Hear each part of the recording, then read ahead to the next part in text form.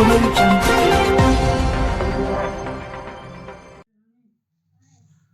हाय नमस्कार मु आपण को भाइराल ओडिशा न्यूज को स्वागत करुछि। आसंतु जानिबा आजिर पाणीपाग खबर विषय रे।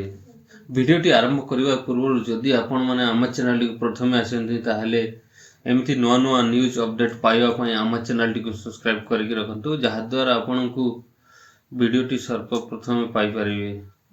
आसंतु जिबा खबर ऊपर को। राजधानी समेत सारा राज्य रे गतकाली असह्य ताती प्रबल गरम अनुभूत होईछि। पश्चिम और आभ्यंतरीण ओडिशार 18टी जिल्ला रे तापमात्रा 40 डिग्री अतिक्रम करछि। विशेषकर गरम सांग को गुलुगुली जनजीवन को अस्तव्यस्त कर देछि। आहुरी 24 घंटा ताती एभली कलबल करिवो। तेबे अप्रैल पहिला किछि स्थान रे कालबैशाखी जनित वर्षा हेबा सह पागरे परिवर्तन हेबो बोली पाणीपाग विभाग पूर्वानुमान करछि।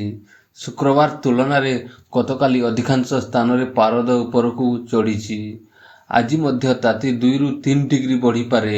40 डिग्री मुह पारद रे आउ किछि जिला जोड़ी हेबो बोली पूर्वानुमान करा जायछि। भुवनेश्वर पाणीपाग केन्द्र पूर्वानुमान अनुसार शुक्रवार ठारू राज्य रे भीषण ग्रीष्म प्रभाव जारी रही। गत 2 दिन रे 1 ରୁ 2 डिग्री पर्यंत पारद बढ़िबारु लोक खरारे पूरा अस्तव्यस्त होइछन्ति। तेबे आज मध्य ताती सांग को गुळुगुळी आहुरी बढ़िबो बोली पाणीपाग विज्ञानी पूर्वानुमान करिसन्ति। आसंता काली ग्रीष्म प्रवाह सह प्रबल खरा को नहीं बलांगीर सोनपुर बौद्ध अनुगुल संबलपुर और झारसुगुड़ा जिला को येलो वार्निंग जारी करा जायछि। एहा सह ग्रीष्म और आर्द्र अर्थात गरम गुलुगुली स्थिति को नहीं गजपति गंजाम नयागढ़ खोर्धा पुरी जगतसिंहपुर कटक जाजपुर भद्रक बालेश्वर और केन्द्रापड़ा जिला को मध्य येलो वार्निंग जारी करा जायछि। आसंता काली परठारु तापमात्रा धीरे धीरे कमिबा सह आउ हिटवेर संभावना नहीं।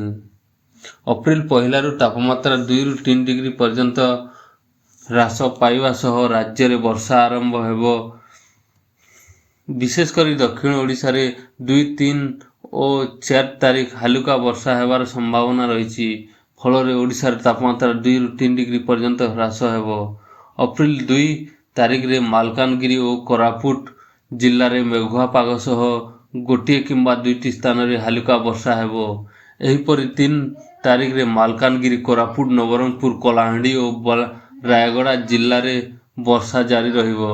4 तारीख रे दक्षिण ओडिशा रे 6 जिला मालकानगिरी कोरापुट नवरंगपुर कलाहांडी गजपति और रायगड़ा रे गोटे किंबा 2टी स्थान रे वर्षा हेबार संभावना थिबा पाणीपाग विभाग पूर्वानुमान करिछि।